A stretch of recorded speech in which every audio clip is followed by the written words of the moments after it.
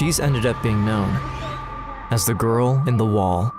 Tell me something. He threw me on the bed. I just want my daughter back. Please bring her back.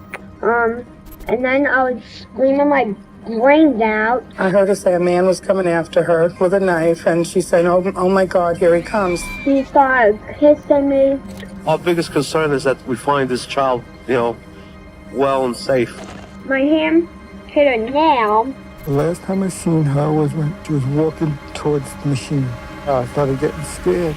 Then he locked me in that little cubby hole. Katie Beers didn't just remain strong, she talked her way to survival. Katie Beers is a name stamped in American crime history, not as a perpetrator, but as a victim whose harrowing experience captivated the nation's attention in the early 1990s. Her story is one of resilience, survival, and ultimately the triumph of the human spirit over unimaginable adversity.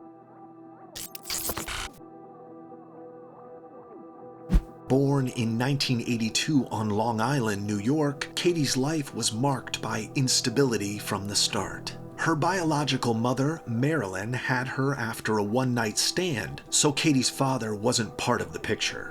Though a single parent, Katie's mother Marilyn often neglected her and her half-brother John. Marilyn wasn't fit to be a mother. Unemployed and unmotivated to find work, she struggled financially and couldn't provide for Katie. When Katie had nowhere else to go, she ended up with her godparents, Linda and Salvatore.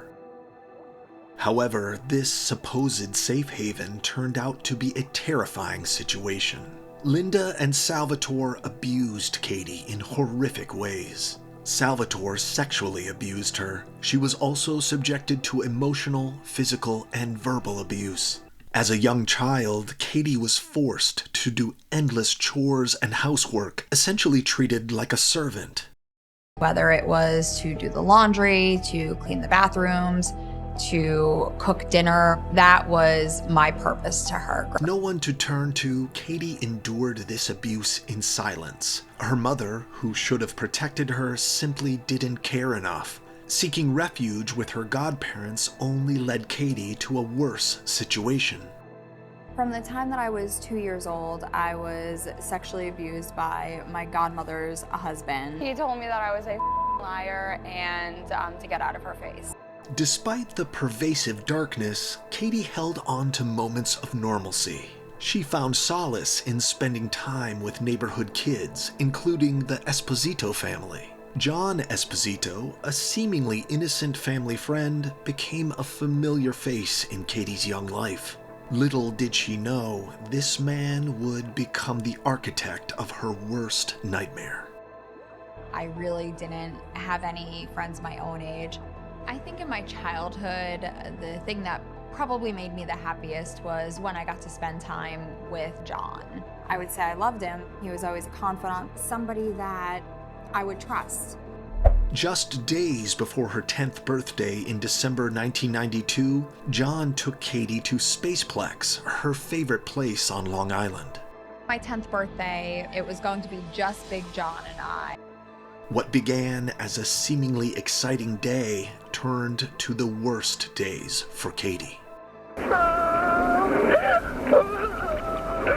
no, here he comes, I got to go. He picked me up and carried me into the closet where I realized he was opening up a door to expose a tunnel. And he opens up this door into this room. The only word that I have to describe this room was a dungeon, a place that I couldn't escape. My captor looked at me and said, "This is your home now." This bunker, a meticulously constructed prison, was only 6 feet by 7 feet wide. It connected to a tunnel hidden behind a bookcase. It was a world of darkness, dampness, and isolation. Equipped with a toilet and a disturbing closed-circuit television system, Katie was trapped in this cage for the next 17 days. This concerned Dominic Varone, the head of the Long Island Police Kidnapping Division, who was in charge of the investigation. He started with Spaceplex, which offered no answers. It was as though Katie had simply disappeared. The only whisper of a lead was the distressed call from Katie to Linda, her abusive godmother. This was enough for Verone to move things further to the FBI. While waiting for the FBI, Verone kept investigating. He first looked into the most likely suspects. The main ones were Marilyn Beers, Katie's birth mother, Linda Inghilleri, Katie's godmother, and Sal Inghilleri, Katie's godfather. There was one more person who wasn't part of the family but knew the girl well. His name was John Esposito. Katie's ordeal in the bunker was a brutal test of her physical and mental strength. Esposito subjected her to horrific sexual abuse and kept her in constant fear. Yet, even in the face of this depravity, Katie refused to give up hope. She rationed the meager food and water Esposito provided, clinging to the belief that she would be rescued. The search for Katie had become a desperate race against time. The police, initially suspicious of Katie's dysfunctional family, meticulously combed the neighborhood. Flyers bearing her picture plastered every street corner, and the community rallied in a desperate plea for her safe return. The FBI eventually briefed Verone on their findings. Surprisingly, Katie's call originated from a phone booth outside Spaceplex. Yet, despite thorough searches, no sign of her was found within the recreation center. Curiously, she had attempted to contact Linda 19 times before leaving a message on her answering machine. As the detective connected the dots, it became clear that they had been deceived. Katie's abduction was merely a smokescreen for something more sinister. It appeared that someone had recorded Katie's voice and orchestrated the call to appear as though it came from the Spaceplex phone booth. This scripted scenario was concocted to deceive authorities into believing Katie Beers had been kidnapped. At the dungeon, Katie kept trying all she could to escape. I remember trying to go on the shelf and see if there was anything there that I could use for some sort of self-defense. And there were a bunch of keys up there. So unknowingly, I grabbed one of those keys and hid it underneath the mattress. Katie was raped for the first time by her abductor, and throughout her captivity, she endured repeated assaults. After some time, the investigation of the family members fizzled out. There was no evidence against them, so the police turned to the last person on the list, the least likely suspect. The investigators retraced John Esposito's steps, finding gaps they couldn't explain. A search of his residence turned up no evidence of a crime. The next day, a background check raised suspicions, revealing Esposito's troubled past with a child abduction.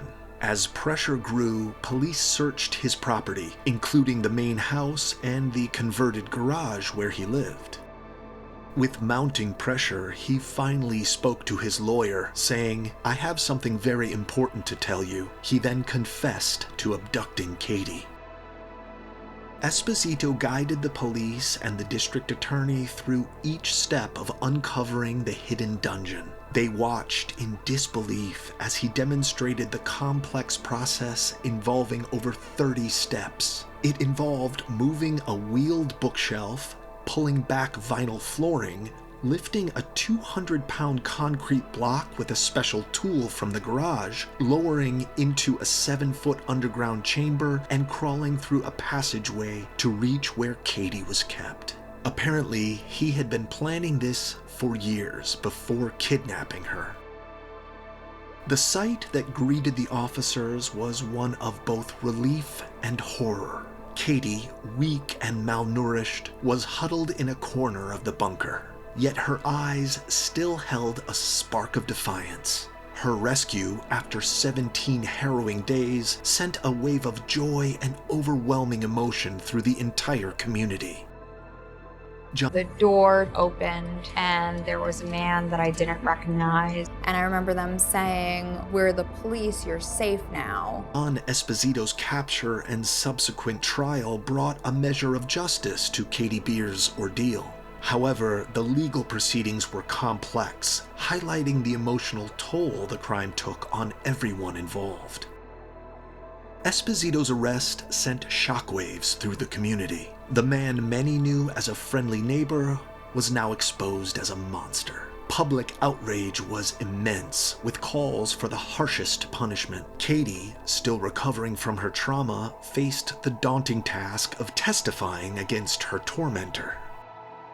The prosecution built a strong case against Esposito. Key evidence included Katie's testimony. Despite the trauma, Katie bravely recounted her harrowing experience in the bunker, detailing the abuse and her desperate fight for survival.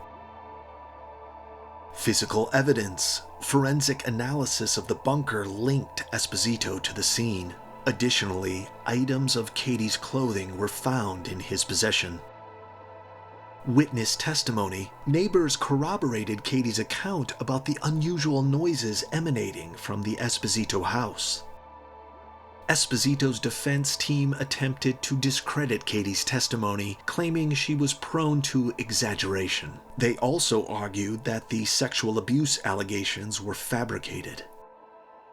The jury ultimately saw through Esposito's defense. They found him guilty of kidnapping, but due to technicalities, charges of sexual abuse were not pursued. In July 1994, John Esposito was sentenced to 15 years to life in prison. The sentence brought some relief to Katie and her family, but it couldn't erase the scars of her experience. Esposito continued to maintain his innocence throughout his incarceration. He died in his cell at Sing Sing prison in 2013, shortly after a parole hearing. Katie's road to recovery was long and arduous. The physical and emotional scars of her ordeal were deep. Therapy became her lifeline, helping her navigate the trauma and rebuild her life. Katie's story resonated far beyond her small town. She became a symbol of resilience, a testament to the human spirit's ability to overcome adversity. In 2006, she published her memoir, Buried Memories, Katie Beer's Story, sharing her harrowing experience and journey towards healing.